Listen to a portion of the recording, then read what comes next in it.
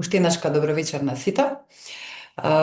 Време е веќе да започнеме. Да се представам, јас сум Милена Ханџиска од Medicus Help, вечерва во улога на модератор на тема која што засега огромен број на луѓе во ова наше модерно живење. Тоа е долногрбната болка и секако дискус херни. Целта на денешниот вебинар е да ги демистифицираме симптомите, да зборуваме за превенцијата, како и за современиот начин на лекување. На наша огромна чест и задоволство, вечерва со нас е доктор Тоде Вранишковски, специјалист ортопед од одделот за ортопедија и травматологија во градската општа болница 8 септември во Скопје. Доктор Вранишковски, добро дојдовте и ви благодарам многу што ја прифативте поканата. Добро вечер до вас, најпрво и до сите слушатели, односно гледачи на овој вебинар, организиран од страна на Medicus Help. Најпрво голема благодарност до вас што ме поканавте и благодарност до сите слушатели што одвоја дел од своето време за да поразговараме на ова, да речам, многу актуелна и секогаш актуелна тема, долногрбна болка, особено појавата на дискус хернија како една од најчестите причини за појава на долногрбна болка. Да. Може ли како за почеток што всушност ни представува долногрбната болка? Долногрбната болка представува најчест проблем кој се јавува кај младите и кај повозрасните пациенти, односно се јавува болка во предел на долниот сегмент, на лумбосакралниот сегмент на рбетот и представува болка која што се јавува и се јавува, да кажам, многу често и трае многу долго, односно може да има некоја периодичност на појава во текот на животот со одредена ремисија, односно повлекување на акутната болка при појава на оваа симптоматологија.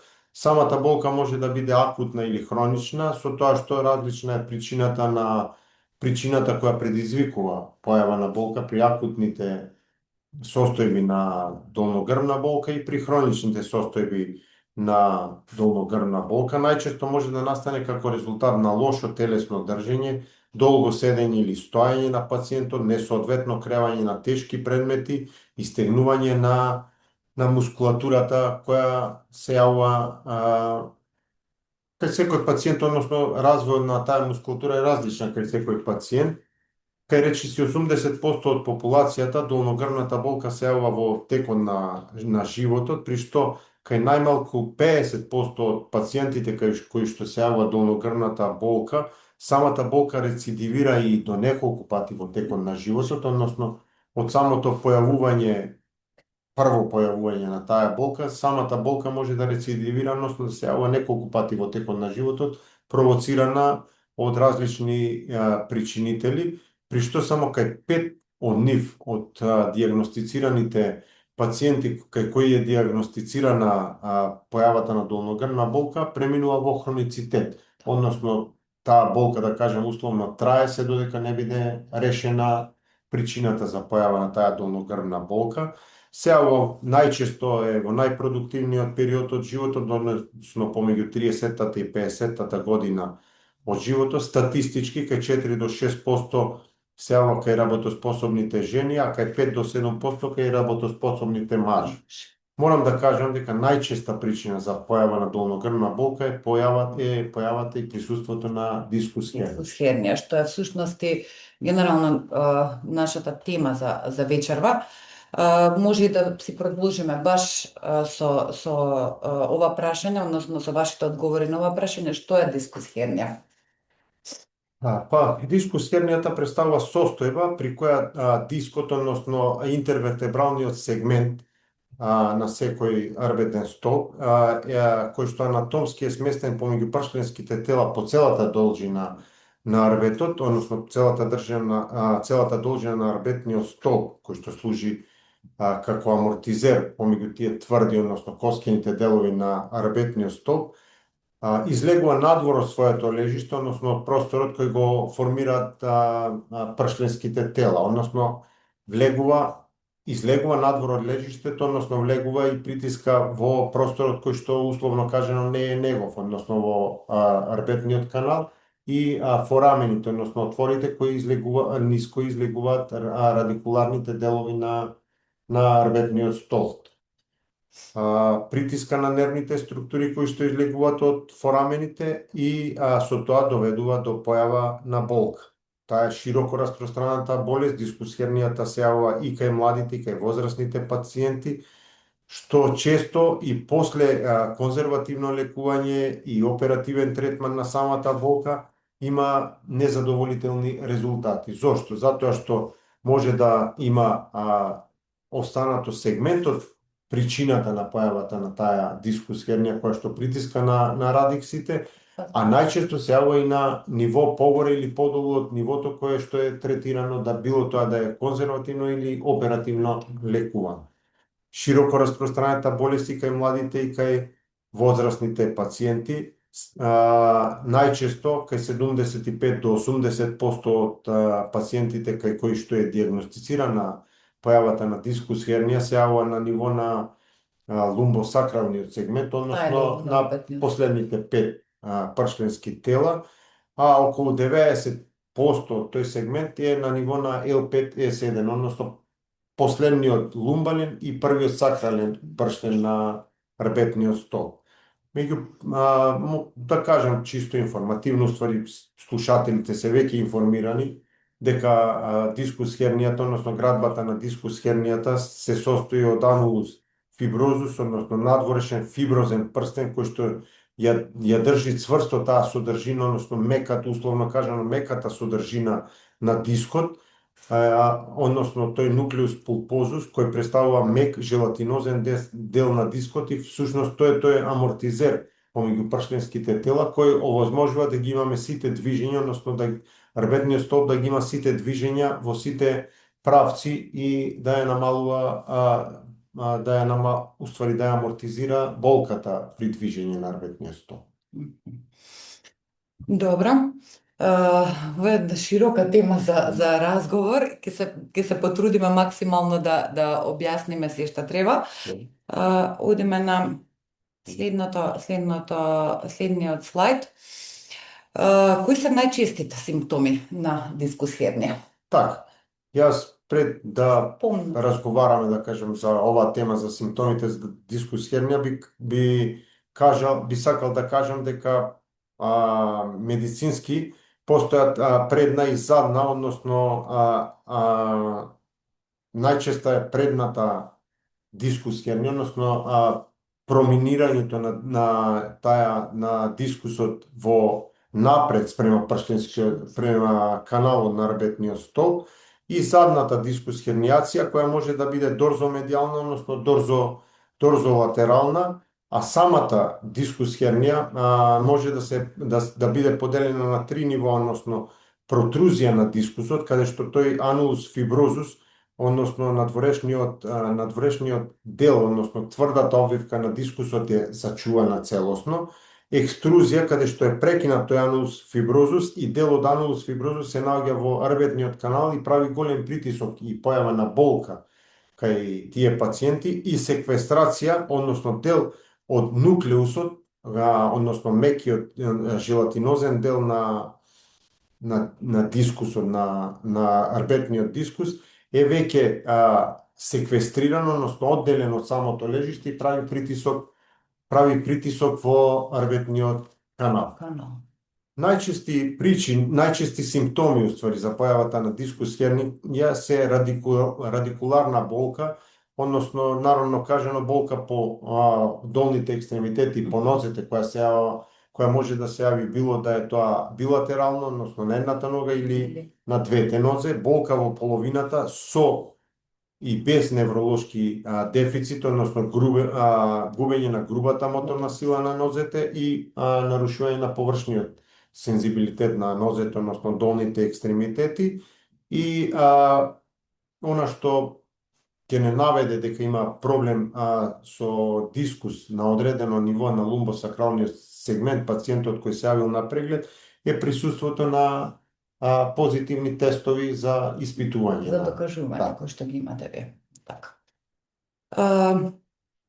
Како да разликуваме долногрбна болка во грбот нели која што се јавува од болка предизвикана која што е од дискус хернија? Најчесто разликата може да се даде да се даде дали станува дали станува збор за долногрдна Болка во болка грбот, или да. болка предизвикана од дискус хернија, од она што претходно го кажав, дали има присуство на радикуларна болка кај пациентот, односно дали има присуство на нарушување на сензибилитетот и мотилитетот на ниво на долните. Моторика. Да. Тоа е најчесто, да кажам, причина за да може да се прави разлика помеѓу болка во грбот и болка предизвикана од дискус хернија. Значи, таа радикуларна болка е болка која може која прави разлика дали станува збор за долногрбна болка или болка предизвикана од дискус хернија. Да. Кога болката е алармантна и кога треба да се побара медицинска помош? Пошто сигурно пациентите се јавуваат и само со болка во грб, одат кај матичен лекар, кај други лекари, меѓутоа кога е алармантно и кога се бара медицинска помош? Убаво кажавте, болката, нивото на алармантноста на болката е субјективно и различно кај секој пациент. Значи имаме све тоа зависи од разликата во степенот на како да кажем, на пациентите, секој различно ја третира болката, односно ја чувствува болката. Меѓутоа, медицински алармантна и потребата од хитна медицинска помош е кога имаме апсолутна масивна екструзија на оштетувањето на дискот и дел од тој диск прави притисок на медула спиналис или на каудата и е пратена исклучиво, значи со присуство на моторен дефицит, односно пареза на нервите, со изразен болен синдром, со или без, најчесто е со сензорни пореметувања. А релативна индикација за медицинска помош се повторувачките епизоди на таа долногрбна болка, односно повторувачките епизоди на лумбоишиалгијата. Претходно напоменавте за кои се најчестите причини за појава на долногрбна болка. Генерално се тие истите причини и за дискус хернија всушност. Обезност, позиција, долго седење, начин на живот и така натака. Како што веќе напоменавте и на почетокот. Исто многу важното прашање, како да се постави диагнозата, кога ќе дојдат кај вас пациентите, како ја поставувате диагнозата, освен клиничката слика, што друго ви е потребно? Како и секоја болест при појавата, да кажем, или заболување, или проблем кој се јавува кај пациентите, кога пациентот ќе се јави на преглед во амбуланта, диагнозата на болест, односно појавата на дискус хернија, најпрво се поставува со анамнезата. Значи мора да се праша пациентот зашто е дојден, кои се болките, дали болката е хронична, долготрајноста и времетрајањето на болката, интензитетот на болката, дали ја третирал болката претходно со одреден третман, дали тоа е медикаментозна терапија или конзервативно лекување. Клиничкиот преглед, лабораториските испитувања исто така имаат улога, РТГ, најголема улога имаат РТГ испитувањата, односно компјутерската томографија при која добиваме права слика за состојбата на арбетниот столб, односно коскениот дел на арбетниот столб, дали како причина за појавата на таа долногрбна болка е повреда на пршленските тела, односно нарушување на интегритетот на коската, дали тоа е фрактура, листеза или појава на некој коскен деформитет, односно коскен тумор на ниво на пршленските тела. Магнетната резонанца е суверена метода за докажување односно диагностиката на ова нарушување, при што се добива апсолутно јасна слика дали имаме екструзија, протрузија на дискот и колкаво е нивото, уствари степенот на притисок, на оштетувањето на дискот и притисок на било да е тоа централна стеноза или појава на радикуларна компромитација на ниво на арбетниот столб. Миелографијата и дискографијата се исто така методи кои се поретко се применуваат, затоа што, да кажам, си го отстапиле местото на магнетната резонанца, не заради нејзината сувереност, него заради нејзината поедноставност за да се направи таа дијагностика, затоа што самата миелографија или дискографија бара хоспитализација на пациентот, па третман со одредени контрасти и средства и сето тоа. Да не секој е погоден, Да. секој е, да, јасно. И на крајот, како една од суверените исто со магнетната резонанца, дијагностичка метода и процедура е со која се докажува нивото и степенот на оштетувањето, односно притисокот на тој дискус врз нервните елементи е електромиелографијата и електрофизиолошките тестови со кои добиваме јасна дијагностика на нивото на кое се јавува дискус хернијата. Дискус хернијата. Јасно. Одиме понатака. Има ли нешто што вклучува всушност третманот за лечење на дискус хернија? Односно, кога ни е потребно конзервативно, а кога ни е потребно хирушко лечење? Така. Јас би сакал на ова прашање да одговорам за лекување на третман на дискус хернијата во нашата болница, односно во градската општа болница 8 септември, каде што третманот на ова заболување е мултидисциплинарен. Можам со тоа да се пофалам, стварно имаме мултидисциплинарен пристап, затоа што секој од специјалистите кои работи на оваа проблематика одговорно си ја работи работата, имаме меѓусебна добра соработка, сето тоа во корист на пациентите, значи во тој мултидисциплинарен тип се вклучени ортопеди, од пред известно време и неурохирурзи, травматолози и интервентни радиолози. Исто така имаат активно учество во дијагностиката и во третманот на дискус хернијата и специјалистите од физикална терапија и рехабилитација, невролозите, физиотерапевтите, психолозите и на крајот, ако има проблем, затоа што и дискус хернијата како болест, односно како нарушување на здравјето на пациентите, како и секоја област, не секоја завршува лекувањето успешно, односно имаме потреба, пациентот има потреба и од психолог и од социјален работник. Така. Секогаш почнуваме нели со поедноставниот третман, со конзервативниот. Така. Лекувањето на пациентите кои имаат потешкоти, односно било тоа да е долногрбна болка или актуелната дискус хернија, лекувањето зависи пред се од клиничката слика и добиените резултати на претходно направените испитувања, односно дијагностиката, времетрањето на самата болка, дали истата е секојдневна, целодневна и самиот третман започнува пред се најпрво со мирување и одмор, најпрво од секојдневните активности, а потоа и од физичките активности и активностите кои дополнително ја оптеретуваат таа околуарбетна мускулатура и самиот сегмент на арбетниот столб, соодветна медицинска рехабилитација и физикална терапија од кога ќе се смири самата болка, односно примена на соодветна медикаментозна терапија. Значи најпрво имаме после тоа мирување индицирана, односно ординирана соодветна медикаментозна терапија, односно примена на аналгетици и антиедематозни лекови, па потоа пациентот се праќа на рехабилитација и физикална терапија, примена на мускулни релаксанти, витаминотерапија и на крај може да во делот на тоа конзервативно лекување да биде и апликацијата на епидурална апликација на кортикостероиди.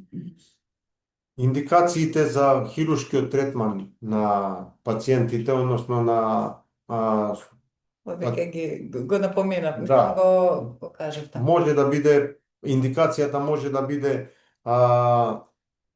апсолутна и релативна, како што претходно напоменавме, значи апсолутна индикација за хирушко лекување кај пациентите со дискус хернија е масивната екструзија на дискус хернија, било тоа да се јави како резултат на дегенеративно нарушување, односно слабост на арбетниот столб и на таа околуарбетна мускулатура или да биде последица на одредена травма, дали е повреда, дали удар во предел на лумбосакралниот сегмент, и со тоа да има компромитацијата на каудата, односно појава на моторен дефицит, нарушување на сензибилитетот и мотилитетот кај пациентите, изразен болен синдром, пареза на перонеалните нерви на нозете и да биде со или пореметување или без пореметување на контрола на мокрењето.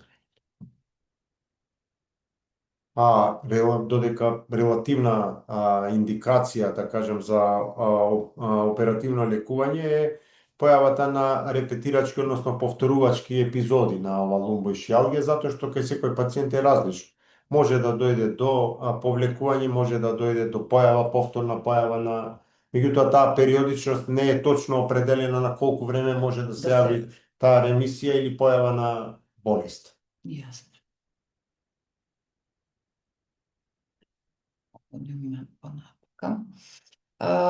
Како што рековме, хируршкиот третман е последниот третман. Да започнам првен, кои се современи, меѓутоа, ајде да пробаме со неинвазивни начини на лечење. И какво е, нели, секако вашето искуство со неинвазивно лечење на дискус хернија? Пака, јас ќе си земам за слобода пред да го одговорам, да разговараме на ова прашање, да кажам дека сега во последно време многу се актуелни, повторно ќе кажам кај нас во нашата установа, се актуелни минимално инвазивните интервенции за третман на на проблематиката, односно појавата на дискус хернија, односно апликацијата на ПРТ, перирадикуларната терапија, која кај нас ја работат интервентните радиолози, пак ќе кажам во согласност и на задоволство и наше задоволство и на задоволство на пациентите, во состав на тој мултидисциплинарен пристап на лечењето. Терапијата со озон, која исто така многу успешно во последно време се користи кај нас и пациентите има многу добри резултати.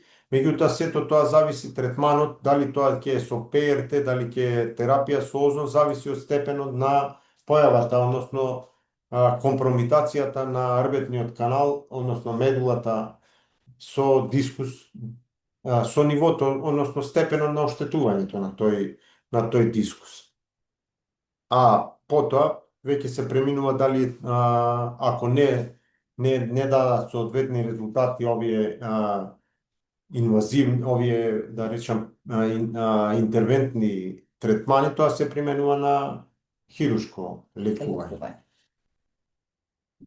Неинвазивни начини на лекување, како што кажавме,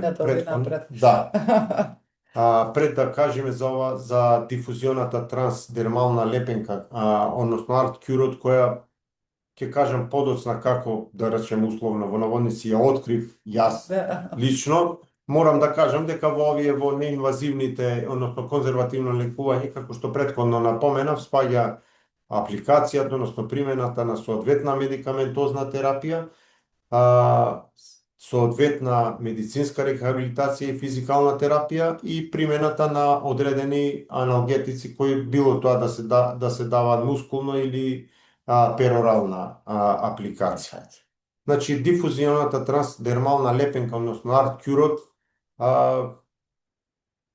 јас прв пат имав контакт со третманот, односно со ова лепенка од пред 3-4 години, кога почнам да кажам активно да ја применуваме кај пациенти кои доаѓаа во амбуланта со претходно направена магнетна резонанца, значи диагностицирана дискус хернија, пред се со централна стеноза, односно стеснување, односно притисок, намалување на рбетниот канал централно поставен, пред се во најголем процент, меѓутоа се јавува и пациенти кај кои што имаше компромитација на радиксите, односно радикуларна патологија кај пациентите.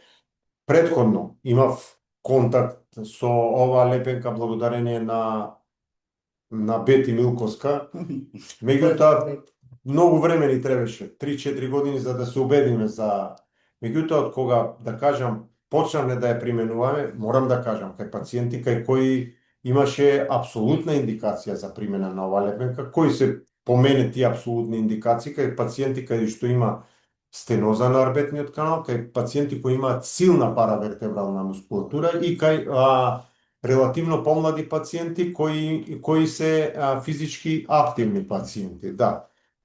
И резултатите од досегашното искуство во овие 3-4 години се, да кажам, скоро кај 90% од тие пациенти, не е голем број, барем од моја страна, кај кои ги имам аплицирано. Јасно. Тие се пациенти, околу 20 на пациенти, меѓутоа можам најодговорно да кажам, скоро 90 до 95% кај пациентите имаат успешност на примената на оваа терапија. Што е огромен процент. Што е ArtCure? ArtCure, секој кој сака, Да. сега со овие медиуми може да се информира. Меѓутоа, она што може да го напоменеме е ArtCure е лепенка која е направена од еластичен материјал, од памучен материјал, која ја имитира кожата, значи апсолутно е прилагодлива на нивото на кожата. Се состои од, како што гледаме на слайдовите, се состои од апликација на два лекови. Тие лекови се составени во најголем дел во глобала се составени од билки, изработени се од билки, 6 билки кои се содржат во составот на лекот и дел од овие лекарства се парафин, за да може за да може да се абсорбира. Да. Кратко да кажам, кој е третманот? Значи, третманот на ArtCure е на самиот анулус фиброзус на дискот. И третманот, ова лепенка може да има ефект само кај оние дискови кај кои што има нарушување на анулус фиброзус. Зошто? Затоа што составот, односно лековитите својства на елементите кои учествуваат во градбата на овие лекови може да навлезат низ дискот и основната суштина е да ја, народно кажано, да го исуша тој нуклеус пулпозус кој влегува во составот на дискот и со тоа да го ретрахира, односно да го повлече самиот дел од дискот. Меѓутоа, до она ниво, каде што, пак ќе кажам, многу е битно да се направи претходна диагностика, значи каде што има веќе екструзија и каде што има дел секвестрацијата на дел од дискусот, е многу тешко, дури и неостварливо да се направи некоја ретрахирање на дискот и да има ефект. Да, мора да во се третман. има одредени индикации. Да, диагностиката е многу важна. Да. Добро. Да видиме само ова аплицирањето. Еве го. Гледате како на слайдовите се гледа ефектот. Значи се гледа притисокот на првиот слайд, се гледа делот од дискус, да, со црвеното, каде што дискусот, ова радиксот кој е под притисок, и самото тоа полека се ефектуира, односно самата компресија врз радиксот од тоа црвенкото веќе го нема, односно нема притисок на радиксот, со тоа што во првите, целиот ефект на ArtCure е во првите 24 часа, значи по апликацијата мора да се направи апликација соодветно на нивото на оштетувањето на дискот, пациентот мирува првите 24 часа на грб, тоа е многу битно, значи за да има целосна абсорбција на делот на тие лековити составни елементи на лепенката, и потоа самата лепенка може пациентот дома да си ја извади, да. И може да се очекуваат првите резултати веќе во првите 48 до 72 часа се очекуваат. Пак ќе кажам, по моето искуство што го имам, пациентите, еден од пациентите веќе следниот ден, значи после тие 24 часа, пациентот има апсолутно исчезнување на болката. Кај пациент се јавило и по 7 до 10 дена. Да. И сепак индивидуално. Да. Ова се резултати после 4 недели? Да, имаме кај дел од пациентите кај кои е направена, да речем, после третманот е направена контролна магнетна резонанца и после тоа ги имаме овие резултати кои сме ги добили. Добиени. И за жал, во кој случај сепак е потребна хируршка интервенција?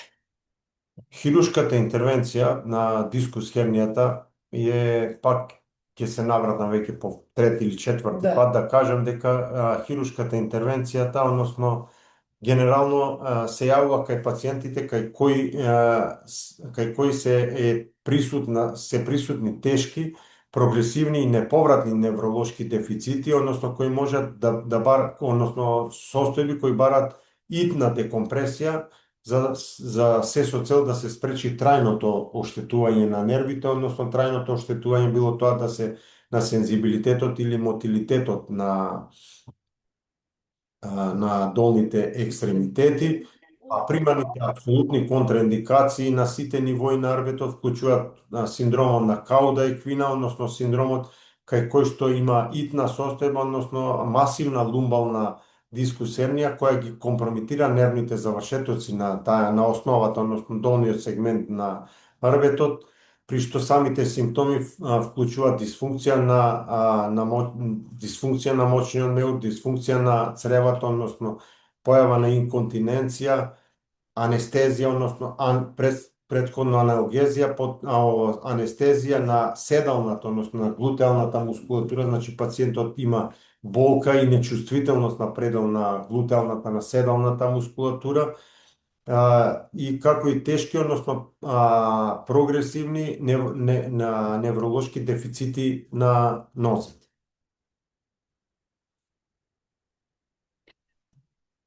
Горе-долу некако. Сето тоа е индикација за оперативно лекување, значи итноста за оперативното лекување како и да кажам, во 80% од сите заболувања итноста пред се ја дава акутната клиничка слика, односно акутната болка со неможност за одење и пред се возраста на пациентот. На пациентот, јасно. Вака, сега може да направиме едно 5 минути пауза. Вие слободно може да поставувате прашања во четот, па ние ќе се вклучиме за 5 минути и доктор Врнишковски ќе одговори на сите прашања кои што ќе бидат поставени. Така да се гледаме за кратко.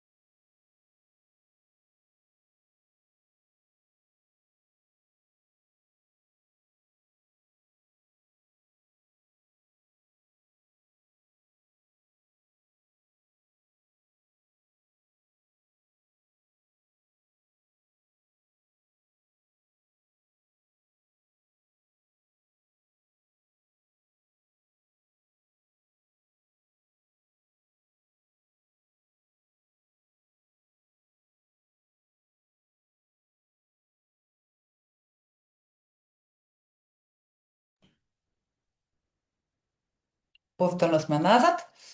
Да почнеме подготвени? Да. Да почнеме со прашањата. Вака се. Поздрав до докторот, повеќе од 3 години имав болки, ништо не ми помогна. Јав секакви апчиња, одев на физикална. Пред 6 месеци ја пробав лепенката и болките ми се намалени сосема. Ја препорачувам на сите со мојот проблем. Имате убави зборови, баш ме радува. Одлично, баш ми е мило. Да.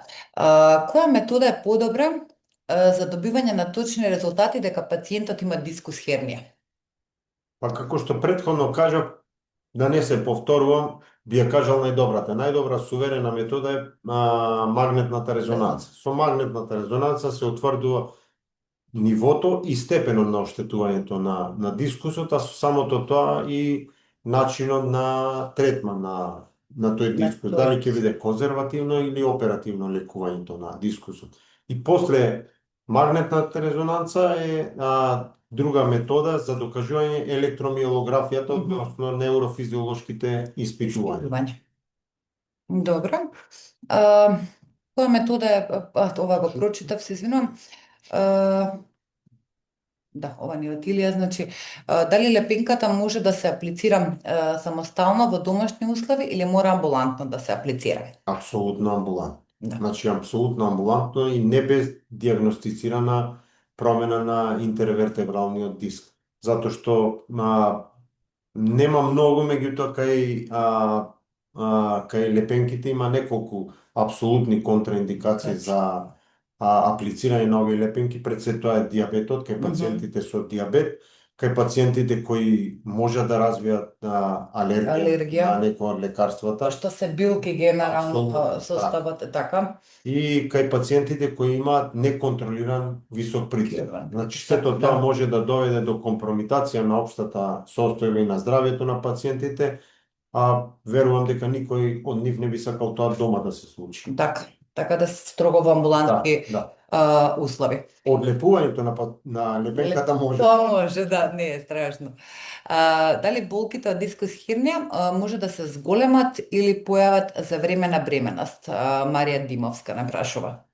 Да, самата, да кажам, промена на градбата на телото и самата тежина на телото може да допринесат до зголемување, односно да дојде до зголемување на тој пролапс на дискусот и притисок на радикуларните нерви. Во текот на бременоста. бременоста. И за тоа има, да кажам, соодветен, условно кажано, лек да се третира пациентот, уствари пациентката да се третира во одредена позиција, да носи помагала на грбот, за да може да ја помине таа физиолошка состојба. Гордана, дали се препорачува бања? Дали може кога пациентот нема болки да вежба со товар? И дали се препорачува физикална терапија превентивно и колку често? Апсолутно. Физикална терапија, медицинска рехабилитација, фитнес, велнес, зумба, било што се препорачува за секогаш и што повеќе да се пливање. Апсолутно да ја применуваат пациентите во текот на животот. 7 дена во текот. Не само за дискус, општова и за сите болести на нервата. Превенцијата ќе биде на завидно ниво, односно ако се вежба, ако се вежба и ако се спортува, секојаш таа околуорбитна мускулатура ќе биде многу подсврста и многу поздрава. Таа е една од трите столба кои придонесува за зачување на стабилноста на орбитниот стол. Уште на ова прашање одговорите дека постои ли начин да делувам превентивно на појавата и прогресијата на дискус хернијата? Да, со спортувањето и примената на соодветни вежби за зајакнување на околуорбитната мускулатура. Дали лепенките се аплицираат само при настанување на болката или може превентивно? Не.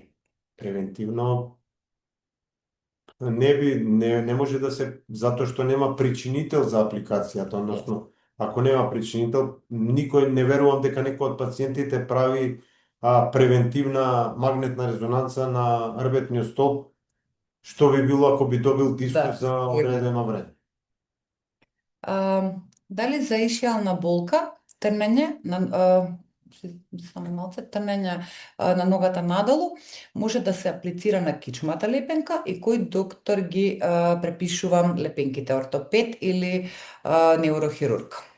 Да, како што кажав претходно, една од, да кажам, причините, односно направени од клинички преглед за појава и присуство на дискус хернија, односно компромитација на дел од рбетниот стоп е појавата на намалување на мотилитет и сензибилитет, односно болка во нозете, да, во долните екстремитети, и тоа е најчесто во 80% од случаите причина за појава на долногрбна болка, односно присуство на дискус хернија. Лепенките ги препорачуваат, односно може да ги ординираат ортопед, неврохирург, физијатар. Меѓутоа, како што претходно напоменавме, сето тоа мора да биде аплицирано во амбулант. Амбулантни. Да. Извинете, што ве прекинувам, не знам дали не го гледате или го скокнавте моето прашање. Се извинувам. Ја. Ајде да видиме. Прето кога беше? Постои ли, дали се препорачува бања, тоа го прочитавме, за бременост го прочитавме, може да се зголемат или не гледам, нагоре уште малце, само може би не сме стигнати, постои ли начин да делуваме превентивно на појавата и После него. прогресијата? Аха, после него. Ајде. Дали лепенките се аплицираат само при настанување на болката или може и превентивно? Да, после него. Дали, сега одговоривме на ова прашање, дали за ишијалната болка, трнење на ногата надолу, може да се аплицира на кичмата лепенка и кој доктор ги препишува лепенките? Тоа е вашето прашање? Не, измеѓу тие две има АЈ сум јас. Кажи. Ајде ќе да го повторите, го ве молам уште еднаш, кога јас не гледам друго прашање. Не гледам прашање измеѓу овие две прашања. Имам 48 години и диагностицирана дискус хернија L4, L5, E7, како што и напоменавте дека таа е на најчистото место од трбетот. Дали е добро да се аплицира лепенката, па да се почне со физикална терапија или обратен процес? После колкав период се препорачува да се направи контрол на магнетна резонанца? Дали препорачувате и лумбален појас во овој период и при какви активности? Оливер? Така, Оливер, третманот, односно лекувањето на диагностицираната дискус хернија, како што претходно кажав, е по одреден редослед, односно најпрво треба да се минимизира, односно да исчезне болката која се јавува како резултат на појавата на дискус хернија, за да потоа вие правите соодветна физикална терапија и медицинска рехабилитација. Зошто? Затоа што со присуство на болка вие нема да можете во целост да ги спроведете вежбите, односно третманот кој ќе ви ги ординира доктор физијатар за соодветна физикална терапија.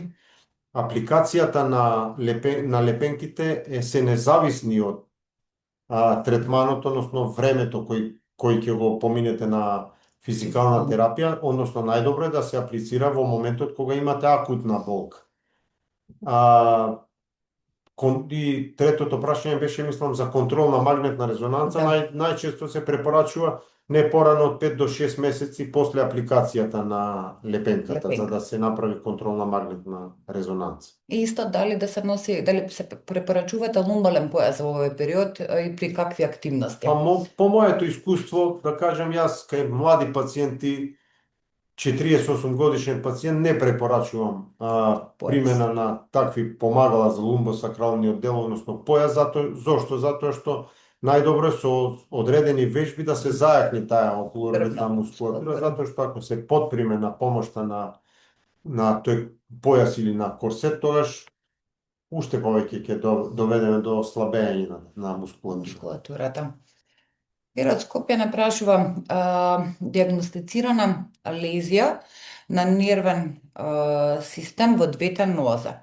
Од L5 надолу ЕМГ, на магнет нема истачен дискус, нема стеснување, нема нерв кој што е потватен.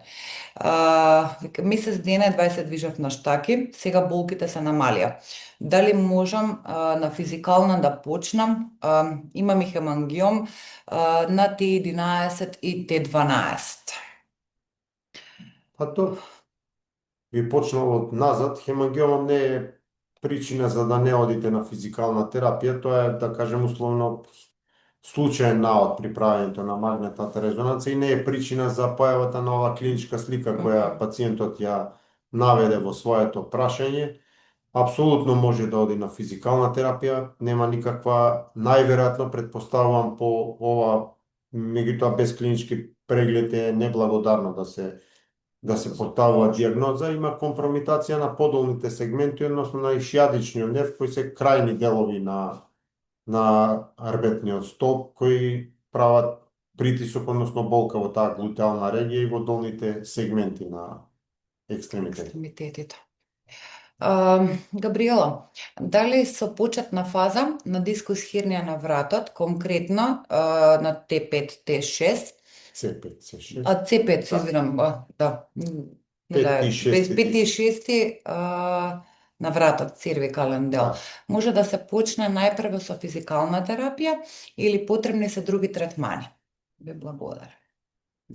Па добро би било со физикална, ако нема болка, ако е само диагностицирана дискус хернија, тогаш може да се почне со физикална терапија.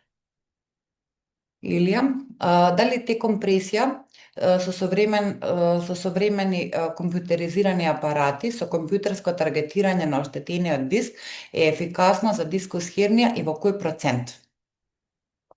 Компјутерски апарати со Па претпоставам дека прашањето на пациентот е насочено, уствари на гледачот е насочено спрема апаратите кои се применуваат за декомпресија, односно народно кажано со истегање на хрбетниот столб. Меѓутоа, морам да се оградам од одговор на ова прашање, немам апсолутно никакво искуство. Знание, да.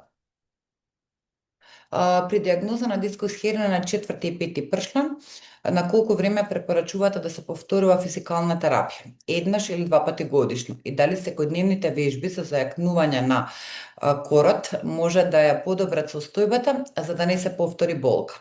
И дали, откако ќе се обезболи местото, може да се применува фитнес со тежини до 5 килограми? Одлично прашање, одговорот мојот долу према горе, значи прво, ако веќе нема болка, да си прави фитнес со тежини и без тежини, вежбите кои ќе ги научи или кои ги применува во просториите и салите за фитнес да си ги спроведува дома, па тек на крајот, ако има потреба, соодветна физикална терапија. Мислам дека ова беше претходната гледачка, еве го прашањето. Ме интересира постапката за методот со озон. Од тоа што имам истражено на интернет, се внесува игла и се отстранува истечениот дел од дискот кој притиска на нервот со помош на озонот. Но што се случува со празниот дел помеѓу пршлените, кој што е без желатинот? Дали со помош на оваа терапија тоа место се пополнува? Има уште неколку прашања од оздола под оваа гледачка. Дали може повеќе да објасните за ПРТ методот и дали во МК има на терет на фондот декомпресија? Ова малце повеќе прашања се, така да сега... Кратко, само пошто делот од оваа проблематика е работат кај нас, како што кажа, 8 септември интервентните радиолози. Значи, постапката било тоа да е третманот со ПРТ или со озон, не е замислата, односно не е целта на оваа терапија да се пополни местото на анулус, на нуклеус пулпозус, односно мекиот дел на дискот, односно истечениот дел на дискот, да се замени со озос или терапијата со ПРТ. Значи, основата на третманот е да делот кој што е истечен, народно кажано, се исуши, односно се намали неговата компресија врз радикси, а со тоа и се намали самата болка. Декомпресија во, колку што сум јас запознат, декомпресија во Македонија, односно во установите, во државните установи, не се врши кај нас. односно не сум доволно убеден дали во Заводот за физикална во Козле тоа го работи. работат. На следното прашање, има бајаги прашања. Се надевам дека имате убав ден, ви благодарам, имаме убав ден, се надевам дека и вие имате убав ден. Една доста интересно алтернативно лекување, кое во последно време е актуелно кај нас е акупунктурата. Како што сум информиран, постои фасцијална површинска акупунктура, како и длабинска, која директно делува на инервацијата на нервот, намалување на инфламација и зголемено лечење на ендорфини. Дали сето ова навистина може да помогне? Имате ли искуство со акуп? Немам апсолутно никакво искуство, меѓутоа ако влијае на нивото на ендорфините кои се причинители, да кажем, за болка, сигурно и тоа допринесува за намалување на болката. Емилија, дали треба да биде истечен дискот за да делува лепенката? Ова веќе го одговоривме. Да, ама може повторно да повториме, Па нели? да, кажавме дека првото ниво на оштетувањето на дискот, односно на обвивката на дискот, е она идеална причина, односно она што би требало да биде за да се аплицира лепенката. Ако има секвестрација, односно дел од дискот е веќе навлезено во ребетниот канал, тогаш е многу тешко да се очекува резултат. Односно не аплицираме таа лепенка. Во месец јануари ми е диагностицирана дискус хернија, односно протрузија на L4 и L5. По спроведена спинална декомпресија, болките се намалија, но последната недела повторно се зголемија. Колку често може да се применува спинална декомпресија? Значи, биле направени во јануари месец, тоа е пред 3 месеци, прашува Љубица од Скопје. Така, пак морам за жал да кажам, моето искуство е многу скромно со декомпресијата на ребетниот столб, односно третманот со декомпресија на проблемите со дискус хернија. Така да не би можел да одговорам на ова прашање. Марија, ова прашање, дали има пациенти што не смеат да земаат лепенката, го одговори доктор Вранишковски, има неколку контраиндикации, како што кажавте, значи диабет, алергија, нерегулиран крвен притисок и така натака. Имам 42 години, диагностицирана полидископатија на вратот. Дали според сликата може да ми кажете дали овој проблем може да се реши со медикаменти, физикална или треба да размислам за хирургија? Се не знам сликава дали можете да видите. Па убаво би било, Кире, да закаже мој термин за преглед било кај мене, било кај неурохирурзи, имаме неурохирурзи, па онака малку да поразговараме, како што кажавме, почнувајќи од анамнеза до клиничка слика, клинички прегледи и после ќе се договориме околу понатамошниот третман.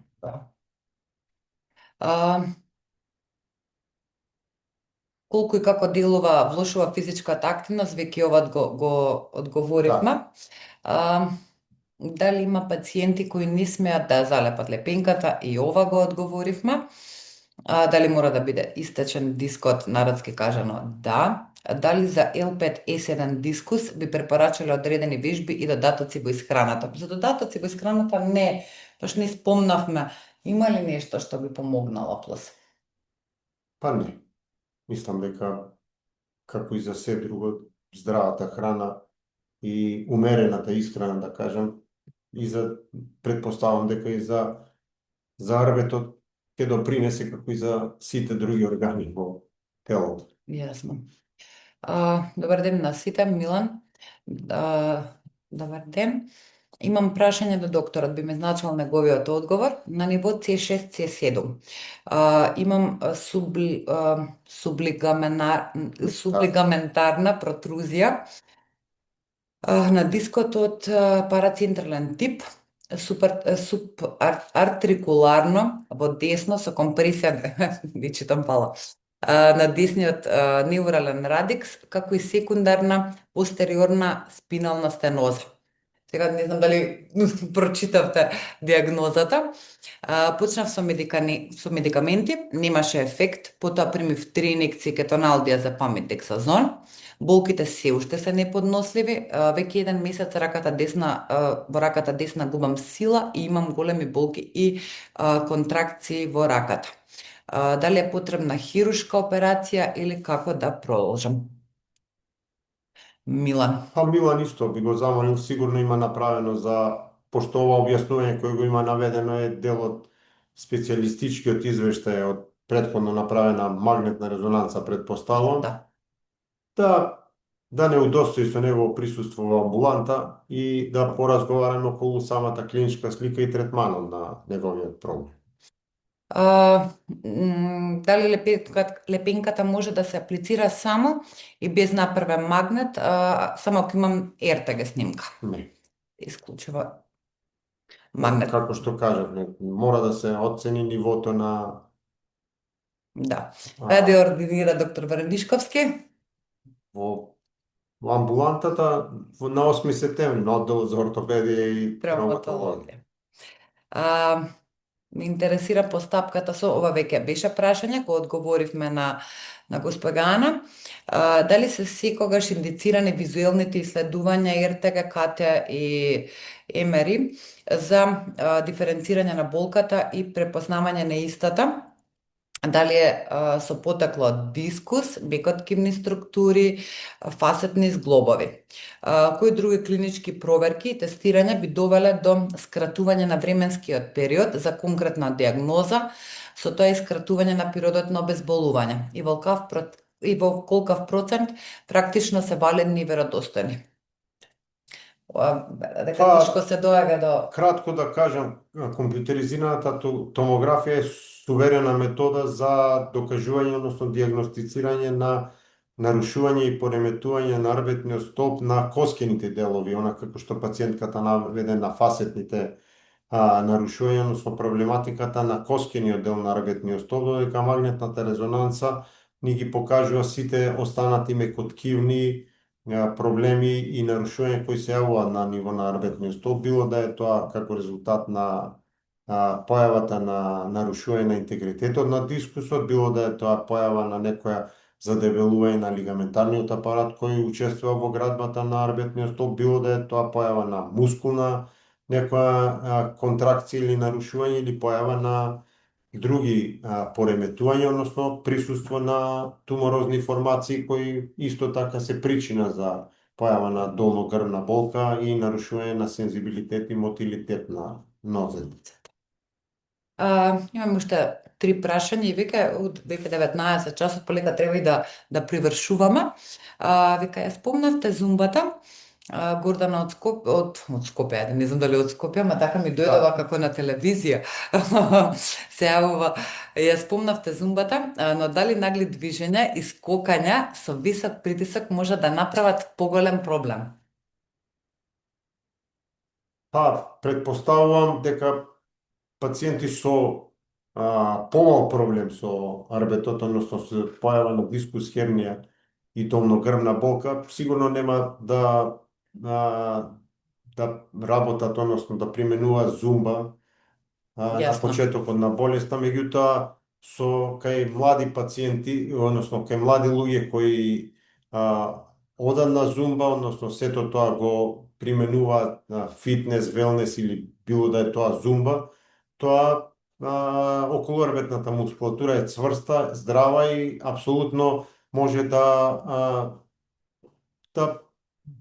нема проблеми при појава на овие скокања.